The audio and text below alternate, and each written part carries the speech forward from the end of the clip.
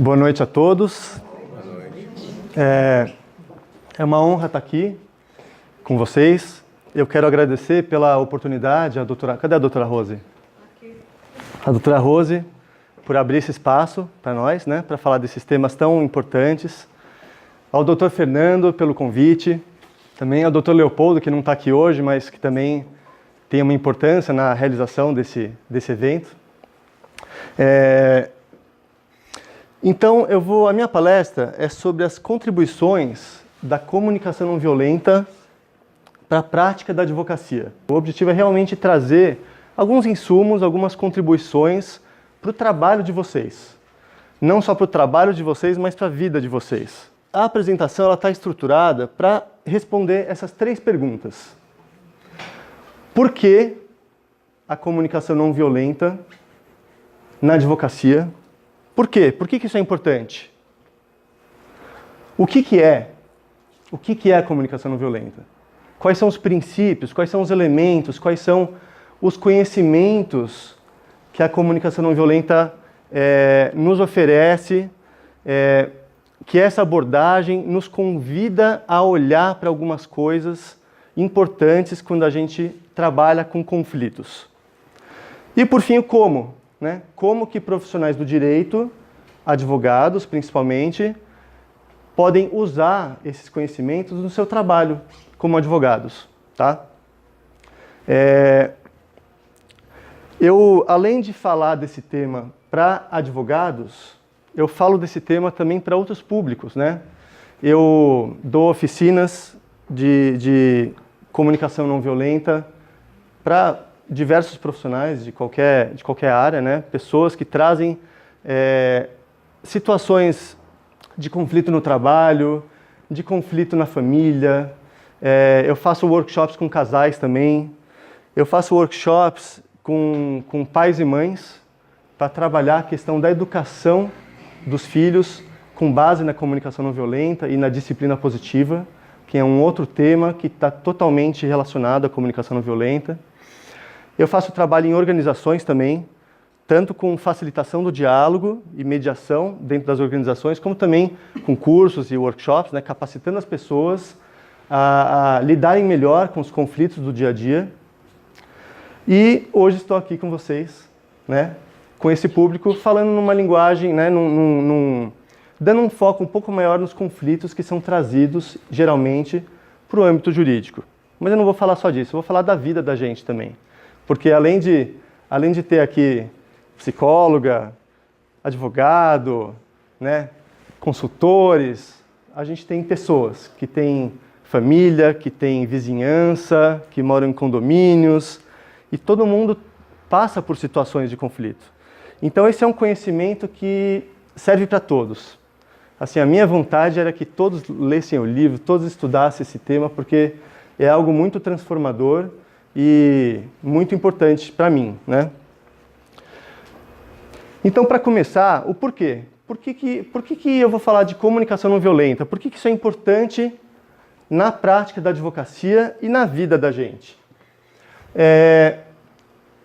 De algumas décadas para cá, a sociedade tem despertado cada vez mais para uma noção da interdependência, né? Então, movimento ambientalista, eu não sei, de 40 anos, 50 anos para cá, né? Eu fui uma vez num seminário de justiça restaurativa e a Kay Pranis, que é uma das referências mundiais em justiça restaurativa, ela deu uma palestra muito bonita e ela falou, né, que antigamente as pessoas jogavam lixo no mar e achavam que estava tudo certo. Assim, jogou fora, já não faz parte do meu ambiente. Então, joguei fora. E depois de um tempo, começou a vir um movimento ambientalista e mostrar para as pessoas que não existe isso de jogar fora, porque o mar traz de volta, né? Então, hoje em dia, a gente está com muito mais consciência, ou deveria estar, de que existe um ecossistema e que a gente tem que cuidar do todo, porque todos estão ligados, todos estão conectados, né? A gente vê situações da natureza assustadoras, né? Em função de práticas, condutas do ser humano que não tem noção dessa interdependência. Noção de saúde. Hoje em dia, cada vez mais, a gente vê médicos, profissionais de saúde com uma visão holística da saúde, com uma consciência de que a mente está diretamente relacionada com o corpo, com as emoções e com o físico, né? Hoje em dia, o profissional da saúde que não tem essa visão, ele corre o risco de não atender satisfatoriamente muita gente que busca isso, que já tem consciência disso, né? Então as pessoas estão despertando para isso, né? Como a alimentação é importante, como os pensamentos são importantes para a nossa saúde, como as nossas emoções são importantes para a nossa saúde. É um despertar de consciência. Economia. Então essa noção de interdependência está se tornando cada vez mais presente, né? Nos princípios de como os governantes, como as empresas trabalham a economia. Relacionamentos íntimos, né? Cada vez mais a gente está consciente de que o bem-estar de todos é importante para o meu bem-estar. Não adianta eu ter em casa uma esposa que não está se sentindo atendida, as necessidades atendidas, que eu não respeite ela de alguma forma, porque se em algum momento isso vai vir à tona, né? Então o meu bem-estar está diretamente relacionado com o bem-estar dela. E aí a paz. A paz. Eu coloquei essa fotinha de uma pessoa meditando para representar a paz. E isso é um conceito, é um princípio importante quando a gente fala de comunicação não violenta.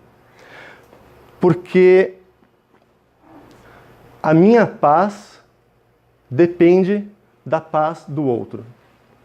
Um dos aspectos que são fundamentais na comunicação não violenta, que eu ainda vou falar um pouco mais para frente, é a empatia, né? Esse foi um pequeno exercício, foi um quebra-gelo também, né, para descontrair um pouco, mas tem também esse objetivo de chamar o nosso olhar para isso que é a empatia, né? Então quem ouviu teve a oportunidade, por saber que as instruções estavam claras, que não era para falar, era só para ouvir, então pôde fazer um esforço consciente para se conectar com o que estava ouvindo. Isso é diferente no dia a dia, né? No dia a dia não tem isso, eu vou só ouvir. É muito raro. Mas mesmo aqui, foi difícil só ouvir. Mesmo aqui foi difícil. Conforme a pessoa falava, você fala, é verdade? Ah, mesmo. Tipo, fale-me mais sobre isso. Mais ou menos assim. Tem uma frase que é da justiça restaurativa, Valéria, você deve conhecer, que eu fiz formação em mediação na Palas Athena. E a Palas Athena tem uma bagagem muito de justiça restaurativa também, faz parte da metodologia de trabalho, a mediação que eu aprendi lá. Que acho que é muito parecida com o que você faz também de mediação transformativa. E minha professora, que é a Célia Passos, ela trouxe um elemento da justiça restaurativa que eu acho muito bonito. E que é o seguinte, que pelo que eu entendi é uma coisa que faz parte da metodologia, não sei se você confirma se for, que é uma orientação que é dada no círculo de diálogo, no círculo restaurativo, que é o seguinte: a gente deve ouvir com a intenção de compreender. Ouvir com a intenção de compreender. E falar com a intenção de ser compreendido. Porque tem o bastão da fala, né? Então vai passando o objeto da fala, de um em um, e quem está com o objeto está com a palavra. E quem não está com o objeto, não está com a palavra. Quem está com o objeto tem o direito de falar, sem ser interrompido. E quem não está com o objeto da fala, tem o direito de ouvir, sem ser interrompido. É assim, né? E isso, que veio da justiça restaurativa, eu trago para a minha vida e eu trago para a prática do diálogo. Porque todo esse trabalho, o meu trabalho, né, no Instituto Bem-TV, gira em torno do diálogo. Tudo gira em torno do diálogo. Que é o trabalho da Valéria também, quem trabalha em mediação, justiça restaurativa, é o trabalho do diálogo. A gente capacita as pessoas a dialogarem. A gente está ensinando as pessoas a dialogarem. E aprendendo. Né? E aprendendo. E aprendendo também. Porque quando a gente fala de cultura de paz, que é por isso que nós estamos trabalhando, a cultura de paz é a cultura do diálogo. Tá? E o diálogo implica nesse princípio que eu falei, que é quando a gente ouve, a gente tem uma intenção assim, verdadeira de compreender, de querer compreender o ponto de vista da pessoa, de querer compreender o que ela está sentindo, de querer compreender quais são as necessidades daquela pessoa que está me falando alguma coisa, né? E quando eu falar, eu tenho a intenção de ser compreendido. E isso parece óbvio, né? Vocês podem até pensar, poxa, Yuri, você está aqui querendo ensinar a gente a dialogar? É uma coisa que todo mundo faz. Eu já dialogo, todo mundo conversa, quer me ensinar a conversar? Quem é você para me ensinar a conversar? Então é uma coisa óbvia. Mas é interessante que é óbvio, mas não é fácil, porque a gente não é treinado para isso. A gente não aprende isso na escola. Agora, né, a Valéria deu alguns exemplos, e eu tenho alguns exemplos de escolas que estão com esse olhar, de ensinar as crianças a dialogarem, né? Eu, assim como a Valéria, eu também capacito professores para trazer uma cultura de diálogo para dentro das escolas, através da comunicação não violenta, da disciplina positiva. Mas, em geral, nós, adultos, né, a gente não aprendeu isso na escola. E a gente não aprendeu isso na nossa família. Então, é um treino. Por que acontece, muitas vezes? A gente ouve o que a pessoa está falando para a gente, principalmente quando é uma coisa que gera algum desconforto na gente, a gente já ouve e já está se preparando para o que vai dizer. Isso quando a gente é educado, que a gente está esperando, porque muitas vezes a gente nem espera, a gente já interrompe, né? Então a gente não está ouvindo, porque tem uma vozinha interna competindo pela nossa atenção, que é o que a gente vai falar. Então se tem uma vozinha interna competindo pela nossa atenção, então a gente não está ouvindo. A escuta ativa, a escuta real, verdadeira, é parte de um espaço de silêncio interno, de que a gente está disponível, a gente está entregue para ouvir o que a pessoa está dizendo para a gente, né? E falar com a intenção de ser compreendido. Isso é óbvio, mas não é tão fácil. E eu gosto de dizer que existe uma diferença entre o que é simples e o que é fácil. Porque é simples. É simples. A gente aqui não está acostumado a isso, né? Por que acontece? A gente tem muitas formas de linguagem que são consideradas, né, e aí eu vou explicar um pouco mais, são consideradas violentas. São comunicações violentas. São formas de expressão, são linguagens que são violentas. Então, quando a gente usa essa linguagem, a gente não vai ser compreendido. Porque todo ataque gera uma defesa. Quando a gente se sente atacado pelas palavras de alguém, qual é a nossa reação? Se defender. Então, quando a gente ataca a outra pessoa com as nossas palavras, naturalmente, a pessoa vai se defender. É um fenômeno humano. É natural isso. Então, se a gente quer ser compreendido pela outra pessoa, a gente tem que aprender a se comunicar. A gente tem que aprender a como usar a linguagem para não provocar defesa na outra pessoa, para que ela possa nos compreender também. Esse senhor aqui é o Marshall Rosenberg. Ele já faleceu faz uns 2 anos, e ele é um psicólogo americano, e ele que sistematizou a comunicação não violenta. Ele mesmo disse que ele não inventou nada novo, ele não criou nada, ele sistematizou conhecimentos que já faziam parte da humanidade, né? Ele bebeu de algumas fontes, e ele trouxe de uma forma muito didática, de uma forma muito simples, alguns conhecimentos que nos convidam a olhar para algumas coisas que são fundamentais nos relacionamentos humanos. Então ele mostrou que existem 3 dimensões do conflito e também do diálogo. Então a gente tem uma dimensão do conflito que é a dimensão interpessoal. Os conflitos interpessoais entre as pessoas, tá? A gente tem uma dimensão que é a intrapessoal. E E é interessante a gente olhar para isso, porque eu vou dar um exemplo para vocês. Uma pessoa que na sua infância vivenciou, né, passou por experiências de vida na sua infância, na relação com os pais, ou na relação com os irmãos, ou na relação com os colegas da escola, que a criança se sentiu rejeitada. Ela foi excluída, foi rejeitada, recorrentemente rejeitada. Então ela cresceu com aquela emoção fazendo parte da vida dela, a emoção da rejeição.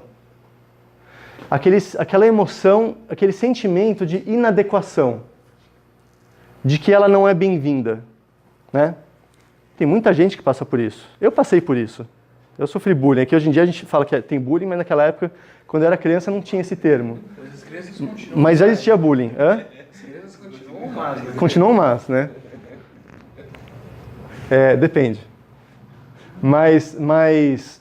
E aí a pessoa cresce com essa vivência, com essa experiência. Aí ela chega num relacionamento, depois, quando adulta. Digamos, uma mulher conhece um rapaz, começa a namorar, e aí tem um dia que ele não pode sair com ela porque ele tem outros compromissos. E aí ela vai ter dificuldade de compreender que não é porque ele não gosta dela, é porque ele tem outros compromissos. Mas ela já vai se sentir rejeitada. Dispara o gatilho nela, né? Dispara um gatilho. Dispara nela essa emoção que está dentro dela. Ela já tem isso. É uma situação assim intrapessoal que se projeta nas relações interpessoais, né? Isso a gente vê muito para quem estuda a constelação familiar. Eu sei que tem algumas pessoas aqui que estudam constelação e, inclusive, a Comissão de Direito Sistêmico, né, que está promovendo esse evento, né, na figura do Dr. Fernando. Então, tem muitas situações de conflito que acontecem porque as pessoas que fazem parte daquela situação já trazem uma predisposição para, assim, se ver em situação de conflito como aquela. Às vezes é uma coisa da vida da pessoa, como eu disse, né, da própria biografia. Às vezes é uma questão, e eu já estou saindo um pouco do que o Marshall Rosenberg trouxe, porque eu já tenho um conhecimento de constelação também.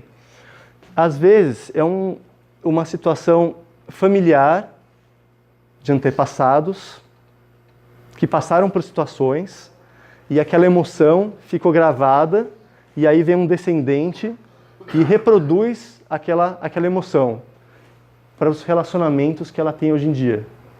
E aí ela se vê em situações de conflito, porque ela tem uma emoção que é herdada. Estou falando um pouco tomando a liberdade aqui de falar um pouco de constelação também. Mas só para mostrar que existe essa dimensão intrapessoal que muitas vezes, quando a gente está fazendo mediação de conflitos, a gente vai trabalhando com as pessoas e a gente vê que não se trata, né? Aquele conflito que se criou, que se desenvolveu, não é fruto daquela relação. Não é aquela relação entre aquelas duas pessoas que geraram aquele conflito. Às vezes é uma coisa que está dentro da pessoa. Se não for com aquela pessoa, ela vai criar aquele conflito com outra pessoa, porque está dentro dela. Então a gente compreender, ter um olhar sistêmico, uma visão sistêmica para o conflito, tá? E tem questões que são estruturais. Por exemplo, violência doméstica, que são culturais, que são crenças, por exemplo, de que às vezes tem homens que acham que podem tratar mulheres de determinadas maneiras. E vice-versa. Mulheres que acham que podem tratar os homens de determinadas maneiras. São questões estruturais. Isso dentro das organizações, né? E isso influencia também os conflitos. Então a gente tem esse olhar sistêmico. Justiça restaurativa nas escolas, por exemplo, faz parte da justiça restaurativa ter esse olhar de que um conflito que acontece dentro da sala de aula não é só porque os dois colegas estão com dificuldade de relacionamento. Às vezes é todo o sistema escolar, é todo o formato de trabalho, a forma como os professores trabalham com a classe, que provoca conflitos, que cria um ambiente fértil para o conflito, né? E aí faz parte do trabalho nas escolas trabalhar essa dimensão estrutural também, né? E aí o Marshall, ele trouxe uma analogia que eu acho muito didática, né? Ele fala que as palavras podem criar muros no sentido de bloquear a comunicação entre as pessoas.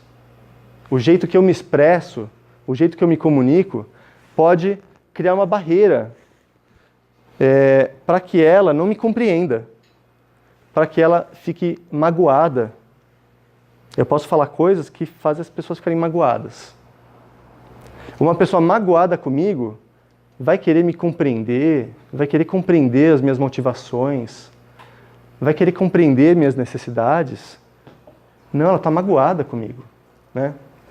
Se eu falo coisas, ou se eu ajo de formas que provocam medo na pessoa, sentimento de medo, ela vai estar instintivamente preocupada com a segurança dela, com o bem-estar dela, né? Com a integridade física, com a integridade emocional, com a integridade psicológica dela. Ela não vai se conectar com a minha necessidade, né? Então, palavras que criam muro, que criam desconexão entre as pessoas, que geram afastamento, tá?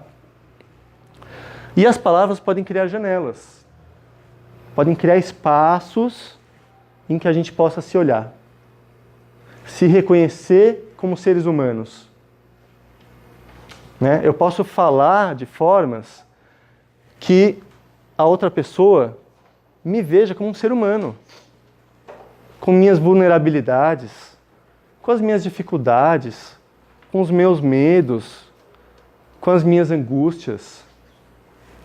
Eu posso facilitar com as minhas palavras que se crie esse espaço de comunicação, de diálogo entre eu e outras pessoas, né? E aí, dentro da comunicação não violenta, tem alguns elementos para a gente aprofundar, para a gente estudar como é que é isso, né? Que tipo de palavra, que tipo de comunicação que gera muros e que tipo de comunicação que gera janelas. Mas a mais importante que eu acho, né, a mais essencial da comunicação não violenta é o julgamento moral. O julgamento moral que cria muro entre as pessoas. E eu vou falar um pouco mais disso daqui a pouco. E aí, o que cria janelas? E aí é justamente o que ele trouxe na comunicação não violenta. São formas de comunicação que abrem um espaço de comunicação. Eu até estava num encontro uma vez, num grupo que eu estava fazendo de comunicação não violenta, e o Su, levanta a mão, Su. Ele estava no grupo também, e ele fez uma observação que eu achei muito pertinente. Ele falou assim, a comunicação não violenta é a mesma coisa que dizer que é a comunicação. Você lembra que você falou isso? Porque a comunicação mesmo, ela só existe se for não violenta. Porque se for violenta, não é uma comunicação. Se for ver o conceito do que é a comunicação, né? Então, a comunicação é quando um fala, o outro entende, o outro fala, o outro entende. Então existe essa troca de compreensões. Então se tem violência no meio, nas palavras, não tem comunicação, né? Tá rompido o canal. E aí, agora trazendo um pouco para a realidade de vocês, profissionais do direito, advogados. Então todos nós que trabalhamos com conflito, porque todos nós trabalhamos com conflito, mediador, tabelião, advogado, juízes, promotores, todos nós trabalhamos com conflito. Então é importante a gente entender a dinâmica da violência, entender como que é esse fenômeno humano da violência. A gente compreender como é que acontece, sabe? E também compreender a dinâmica da paz. Como é que acontece a paz? E perceber como que determinadas intervenções... E aí eu tenho que tomar um cuidado quando eu estou falando com advogados, porque parece que eu estou criticando a profissão dos advogados. Mas é um questionamento, né? Que eu convido as pessoas a ter, que é qual está sendo a minha contribuição, né? Se a minha intervenção numa situação de conflito está gerando mais conflito ou está gerando mais paz. Ter esse discernimento.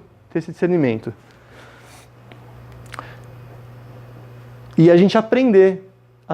E aí tem formações em justiça restaurativa, tem formações em mediação de conflitos, tem formações em direito sistêmico, né? Tem formações muito boas por aí. Eu não vou aprofundar muito em tudo, mas existem disponíveis hoje muita coisa para a gente aprender, para a gente compreender a dinâmica da violência e compreender a dinâmica da paz, para saber trabalhar com isso de uma forma mais efetiva.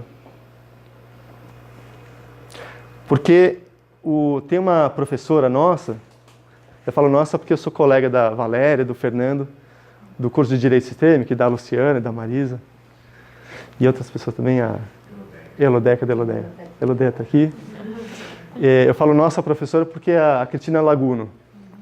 E eu já vi algumas aulas dela, e ela contando o depoimento dela, que ela é advogada também, e ela descobriu ao longo do percurso dela, percurso profissional, ela chegou nessa compreensão de que a missão dos advogados é que muitos ainda não despertaram para isso. Mas é a missão, é a função, é trabalhar pela paz. E eu acredito, eu não posso falar como advogado porque eu não sou, né? Mas eu acredito que muitas pessoas fazem um atendimento ao seu cliente acreditando realmente, ou pelos recursos que tem disponíveis, pelo seu conhecimento, de que está ajudando da melhor forma possível para que aquele cliente se sinta em paz. Acontece que o que a gente tem observado é que muitas vezes não está contribuindo realmente para a paz. E a paz é o que realmente todo mundo precisa. É a maior necessidade, né? Tem uma historinha que eu gosto de contar, que é assim, tava um pescador na beira do mar, pescando, aí passou um executivo com a sua maletinha, assim, apressado, né? Aí o pescador falou, onde você vai com tanta pressa? Aí o executivo falou, eu tô indo fazer negócios. Aí por que você vai fazer negócios? Ah, porque eu preciso ganhar dinheiro. E por que você precisa ganhar dinheiro? Porque eu preciso fazer meu pé de meia. E por que você precisa fazer seu pé de meia? Para eu poder, lá na frente, poder ficar sentado igual você pescando. Então, fazendo uma analogia, né? O objetivo daquele executivo, o objetivo maior pelo qual ele estava fazendo todo aquele esforço de trabalho, era um dia poder sentar e pescar. A maior riqueza que uma pessoa pode ter na vida é a paz interior. Então, chega um cliente que está com uma situação de conflito, que não encontrou outros recursos para conseguir resolver, e foi buscar um advogado para conseguir resolver aquela situação. Ele está com dor, ele está aflito, ele está angustiado, e às vezes o advogado, por não ter, por só ter aqueles recursos, né, bom, então vamos abrir uma ação na justiça para defender os seus direitos. E às vezes não é aquilo que a pessoa está precisando. No fundo, se a gente for ter uma compreensão do ser humano, ele tem necessidades. Ele tem necessidades que não estão sendo atendidas. E indo mais fundo ainda dessas necessidades, é a paz interior. É a necessidade maior de todo ser humano, é a paz interior. Então, nós que ajudamos pessoas em conflito, a gente ter esse olhar de que essa maior necessidade do ser humano é encontrar paz interior, isso pode ser altamente transformador. Isso é um convite à ressignificação do nosso trabalho. Né? Ressignificar qual que é o meu papel, qual que é a minha contribuição para que esse cliente tenha a sua necessidade atendida. Então, a essência da comunicação não violenta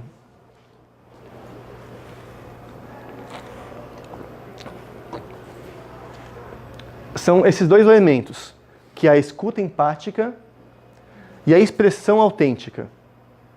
A escuta empática é a gente ser capaz de ouvir. É o que eu falei já, né? Que vocês fizeram o exercício de escuta no começo. Mas é muito mais que isso. Isso foi um exercício muito superficial. Mas é realmente a gente conseguir compreender o outro ser humano.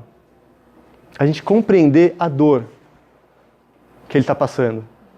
A gente compreender o sentimento, as emoções da pessoa. Compreender as necessidades da pessoa, né? E muitas vezes não é fácil numa situação de conflito. É uma técnica, mas não é só uma técnica, é uma postura pessoal. Porque a técnica que a comunicação não violenta oferece para a gente, ela nos convida a ter um novo olhar. Então a gente transcende simplesmente o uso da técnica e a gente pode transformar nosso jeito de ser. E é isso que faz toda a diferença. Isso que transforma a nossa vida. Então, escuta empática. E a expressão autêntica. O que é a expressão autêntica? É a gente conseguir expressar com autenticidade. O que significa isso? A gente ser verdadeiro no que a gente sente.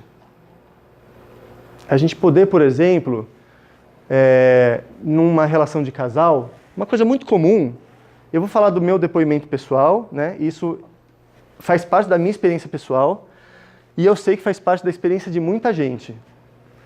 A relação com o dinheiro. Muitos casais brigam e se separam em função de como cada um lida com o dinheiro. Então, o tema do dinheiro, tem o tema de criação de filho também. Tem muitos pais e mães que entram em discórdia porque não se harmonizam em relação a como educar os filhos. Então são temas sensíveis para as pessoas, que mexem no íntimo das pessoas. E aí, a gente ser capaz de dialogar dentro de uma relação conjugal, por exemplo, de, em vez de falar que o jeito do outro está errado e que o nosso jeito está certo, a gente falar assim, olha, por exemplo, eu falar para minha esposa, olha, quando você... Só 10 minutos? Meu Deus do céu. Quando você toma tal atitude em relação ao dinheiro, eu me sinto assim, eu me sinto preocupado com o nosso sustento financeiro, com a sustentabilidade financeira da nossa família. Em vez de falar assim, você é uma gastona, você é uma irresponsável. Fala assim, não, quando você faz isso, eu fico preocupado, porque eu tenho uma necessidade de segurança. E ela também poder falar assim, olha, quando você não quer me dar o cartão, quando você não confia nas minhas decisões financeiras, eu me sinto humilhada, eu me sinto com vergonha, porque eu tenho uma necessidade de ter autonomia também, de ter liberdade. Sem falar, você está errado e eu estou certo. Expressão autêntica, então, é a gente falar de como a gente se sente frente a uma determinada situação, sem constrangimento. E aí, o processo da comunicação não violenta, eu não vou aprofundar em tudo, porque o tempo é limitado, mas eu recomendo muito fortemente que vocês busquem isso, né? Tem cursos, tem muita gente que trabalha com isso, tem grupos de prática, eu sou uma das pessoas que faz isso. Então, o processo da comunicação não violenta passa por 4 elementos, que é a observação, o sentimento, né? A observação é a gente conseguir observar um fato sem julgamento. Então, em vez de falar, você é um irresponsável porque você gastou dinheiro que não tinha, fala assim, quando você comprou tal coisa, esse é o fato. Como que eu me senti? Eu fiquei preocupado, como é que vai ficar nosso dinheiro até o final do mês? Por quê? Eu tenho uma necessidade de segurança. E qual é o pedido? Você pode, por favor, me consultar, antes de gastar acima de um determinado valor, um pedido específico de como é que eu acho que eu vou ficar melhor com a atitude dela, né? Então, a gente observar sem julgar, a gente reconhecer e expressar sentimentos, a gente reconhecer e expressar necessidades e a gente aprender a pedir. E dentro de cada um desses 4 elementos tem uma série de coisas que dá pra gente falar, tem exercícios que a gente faz nos cursos de comunicação não violenta, exercícios para a gente aprender a se expressar de uma forma não violenta, tá? Tem uma frase do Marshall, esse aqui é o... Bom, já tem a fotinho antes, você já sabe quem é. Essa frase dele que é o seguinte: na raiz de grande parte da violência, seja verbal, psicológica ou física, entre familiares, tribos ou nações, está um tipo de pensamento que atribui a causa do conflito ao fato dos adversários estarem errados. É um padrão de pensamento que reina na nossa sociedade de que uns estão certos e os outros estão errados, né? De que eu estou certo e o outro está errado. De que se o outro não pensa como eu, ele está errado. E qual é o padrão?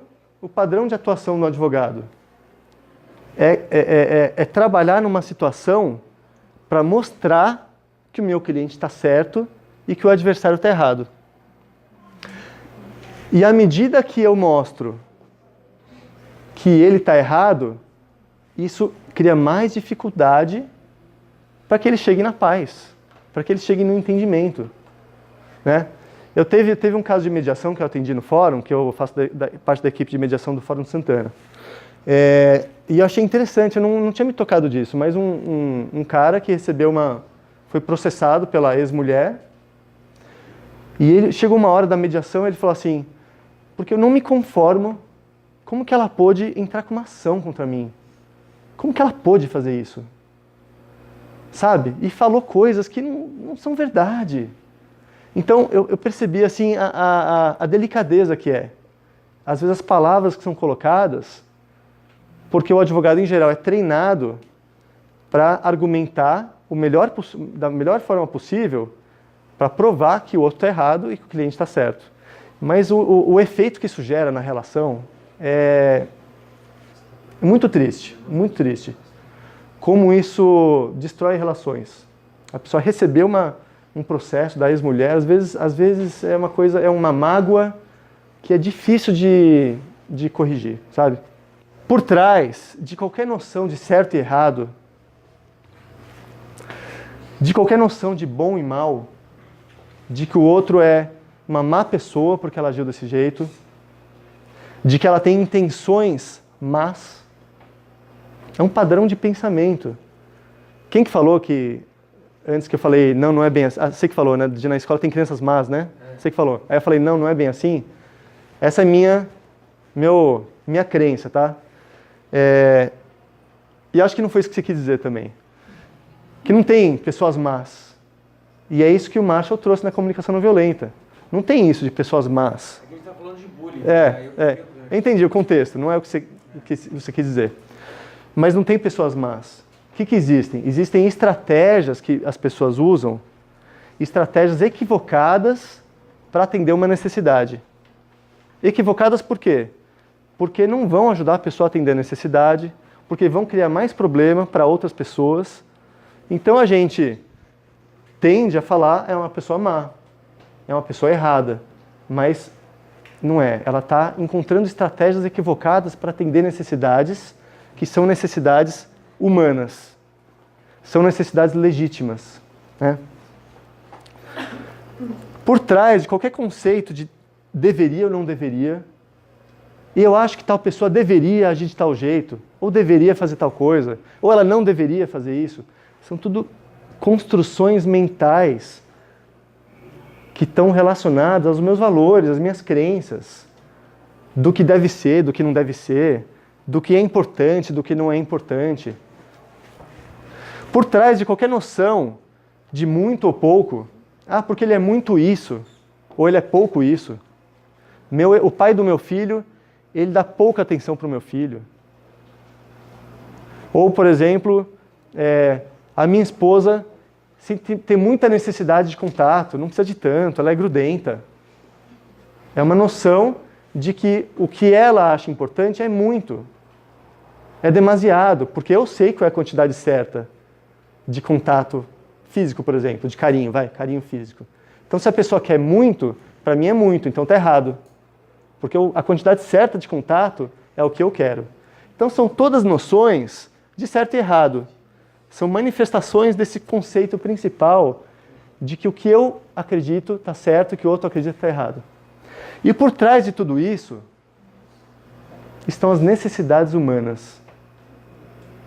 Então, a comunicação não violenta, ela vem trazendo o nosso olhar, direcionando o nosso olhar para as necessidades humanas. E isso está totalmente dentro da justiça restaurativa. A comunicação não violenta está dentro da justiça restaurativa. É justamente isso que é feito, né, na JR. A gente gerar um espaço, gerar um ambiente para que as pessoas compreendam as necessidades de um, as necessidades de outro, né? E aí, uma pessoa que procura um advogado, ele traz necessidades. Eu fiz um brainstorm entre ontem e hoje, eu peguei algumas necessidades que eu acho que são principais, que é importante para o advogado ter essa consciência. Ele está buscando atender uma necessidade de justiça. Às vezes ele passou por uma situação, ou está passando por uma situação que ele está se sentindo injustiçado. Você até perguntou, né? Quem aqui já se sentiu injustiçado? É uma necessidade do ser humano, de se sentir que a justiça está reinando.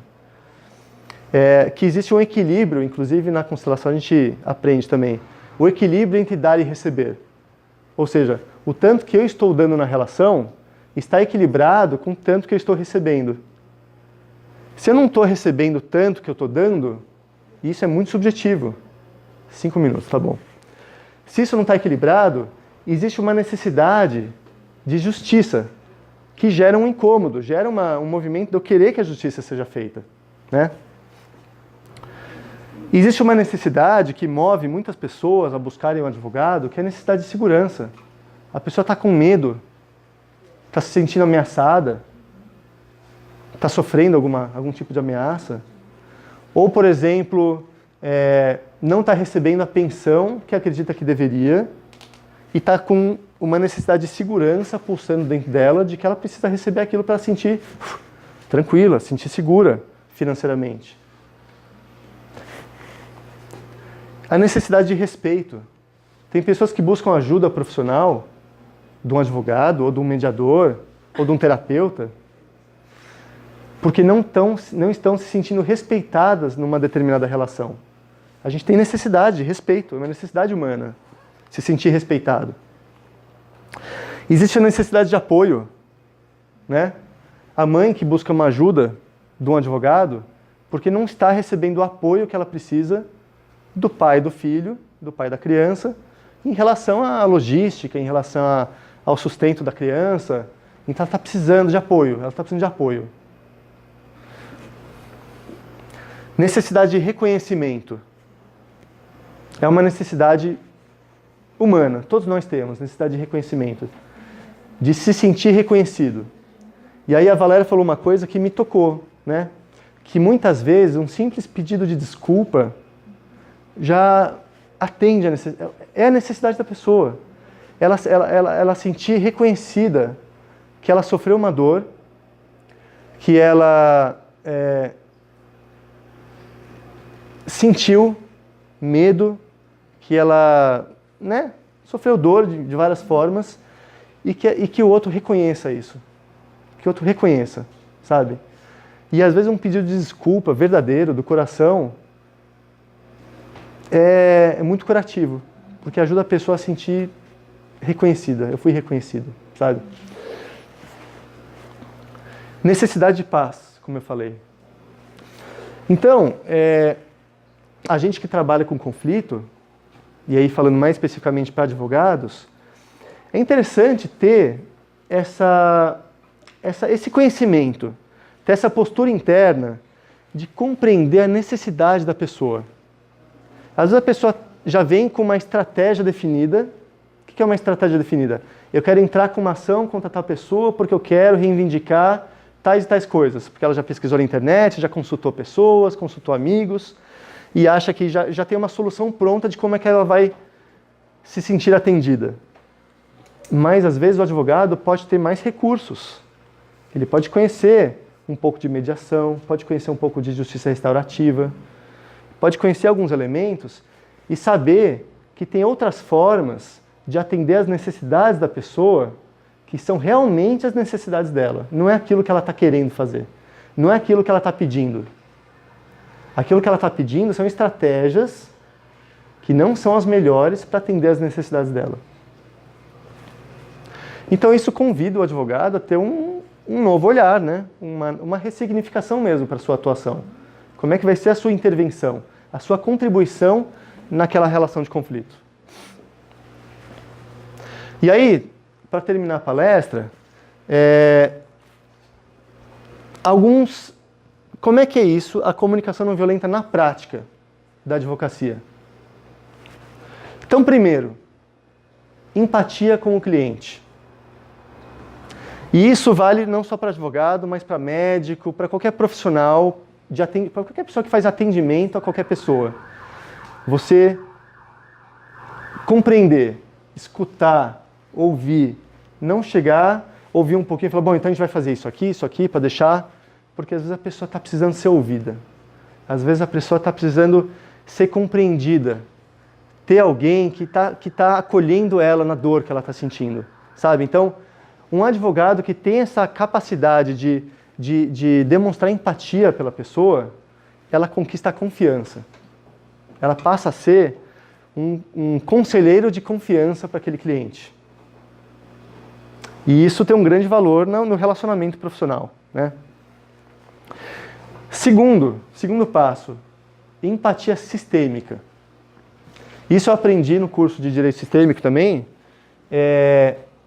que geralmente tem essa conotação de ter empatia pelo cliente, ter empatia pela outra parte no conflito, ter empatia pelos pais, pela família do cliente, ter empatia pelos descendentes do cliente, isso falando mais não é mais na constelação, não, eu estou falando assim, na mediação também, porque às vezes aquele conflito vai ter impacto nos filhos, vai ter impacto em outras pessoas, na comunidade, então a gente tem um olhar sistêmico, não no sentido como da constelação, que é olhando as dinâmicas ocultas, não só isso, mas o conceito de sistêmico aqui é mais amplo.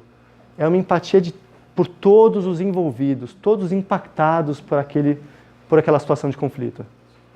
Então, o advogado ter essa postura de não se identificar com aquele cliente. Ele pode empatizar, ele pode acolher, ele pode compreender, e a partir do momento que ele ganhou a confiança do cliente, que o cliente sente que o advogado está do lado dele, que ele vai realmente defender as necessidades dele, o advogado consegue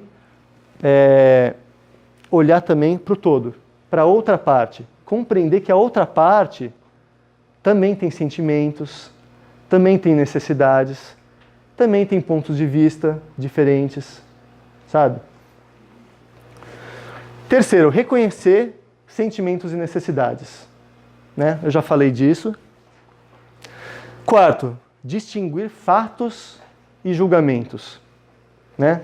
O cliente chega, ou qualquer pessoa que está envolvida numa situação conflituosa, é muito comum a pessoa trazer os fatos, aconteceu tal coisa, a pessoa fez tal coisa, carregado de julgamento.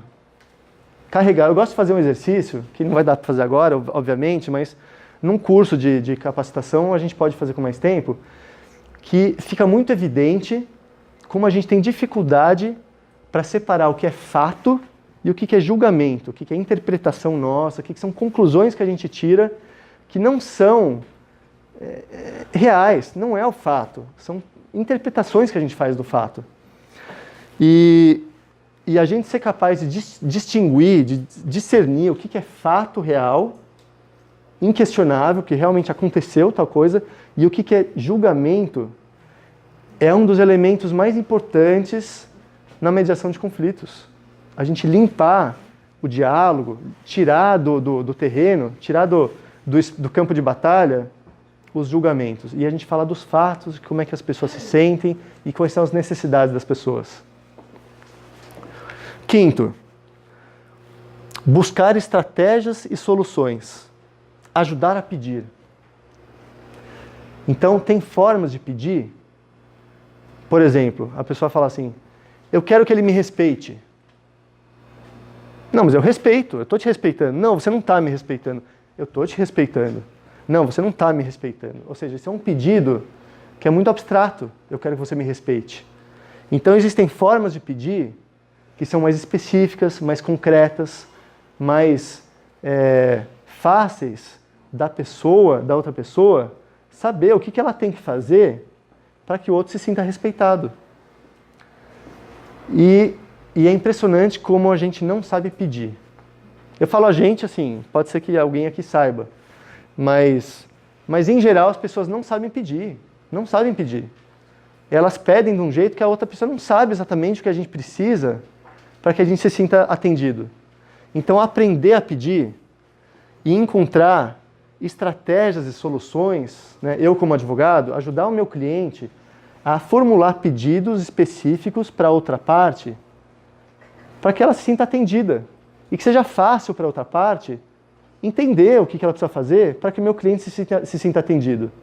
Então é um trabalho de educação, ensinar as pessoas a se comunicarem, sabe? Sexto, estimular a autorresponsabilização. Estimular a autorresponsabilização. Porque o que mais acontece numa relação de conflito é a autovitimização. A pessoa que vem procurar um advogado, em geral, ela está se colocando no lugar de vítima. Em geral, tá? Tem pessoas que já vêm com uma consciência, já vêm um pouco a coisa mais elaborada dentro de si mesma, tal, mas em geral as pessoas vêm com uma postura de que o culpado por aquela situação é o outro, não sou eu. Então, o advogado conseguir trabalhar com o cliente para também convidar o cliente a perceber qual que é a responsabilidade dele naquele conflito. O que ele tem feito para contribuir com aquele conflito. E aí fica um alerta. Eu já fiz isso, né? Uma pessoa compartilhando uma situação comigo, e eu já cheguei querendo estimular a autorresponsabilização. O que aconteceu? Ela se voltou contra mim. Por quê? Porque a pessoa que se vitimiza, isso o Bert Hellinger fala também, se você não concorda, eu não sei exatamente como é que ele fala. Ela quer resolver, ela quer aliados. Ela quer aliados, ela quer pessoas que comprem a briga do lado dela, né? Então, se você não está do lado dela, você está contra ela. Para a vítima, ou você está do lado dela, ou você está contra ela. Então, se você precocemente já chega querendo mostrar para ela que ela também é responsável por aquele conflito, ela vai se voltar contra você, porque ela vai estar achando que você está contra ela. Então, um alerta, o que é? Primeiro, você empatizar com ele. Primeiro, você tem que mostrar, ela tem que sentir que você está do lado dela. E depois que você já estabeleceu essa relação de confiança, aí é possível você estimular a autorresponsabilização. E por fim, a última dica é reconhecer os limites da atuação de um advogado. E buscar parcerias com mediadores. Então, tem pessoas que vão ter mais dificuldade de ter uma atuação mais conciliatória, que é isso que eu estou propondo nessa palestra. Mas só de conhecer que isso existe, que existe esse recurso, então pode buscar ajuda de pessoas que trabalham com isso, né? Com mediação, por exemplo. E mesmo profissionais, advogados que têm uma capacitação, que têm uma habilidade, que conseguem fazer um coaching com o cliente para que ele possa resolver o conflito de uma forma pacífica, mesmo assim, tem situações que tem um impedimento pelo fato dele representar uma das partes. E às vezes a outra parte não vai confiar no advogado sendo um mediador porque ele está de um lado. Então, às vezes vai ser necessário ter um mediador mesmo, uma pessoa neutra, uma terceira pessoa. Então, é uma coisa que eu tenho estimulado, né, onde eu tenho passado, que é existir esse tipo de parceria, né, entre advogados e mediadores, para ajudar os clientes efetivamente a resolver seus conflitos, de uma forma efetiva, né? E aí, antes de começar a palestra, eu coloquei esse slide rapidinho, porque você colocou aquele vídeo da pipoca, e eu não tinha colocado, mas eu coloquei porque achei interessante. Porque essa transformação é de dentro para fora, né? Não se trata só de uma técnica, de uma forma de abordagem, é uma postura interna, é uma transformação pessoal que o advogado pode ter no seu exercício da sua profissão e também na sua vida pessoal. Eu vejo assim como isso é transformador, essa postura de vida que a comunicação não violenta nos convida a ter. Então, a transformação é de dentro para fora. A pacificação é de dentro para fora. E aí, só para quem quiser, eu fiz um guia que está disponível na internet, que é de técnicas autocompositivas para ajudar o seu cliente a resolver pacificamente seus conflitos. Um guia para advogados, simples, tem umas 10 páginas, mas tem algumas dicas de técnicas autocompositivas que ajudam as pessoas a resolver pacificamente seus conflitos. Então está nesse endereço aqui. É um e-book. Não vou chamar de e-book porque são 15 páginas, é um guia. Está nesse endereço, que é o institutobemtv.com/técnicas-autocompositivas. Tá? E aí, quem quiser ter acesso, está lá nesse endereço. Eu vou deixar aqui projetado, enquanto eu termino, para quem quiser pegar os meus contatos, tá? E é isso. Quero agradecer pela atenção de vocês e desejar tudo de bom para vocês.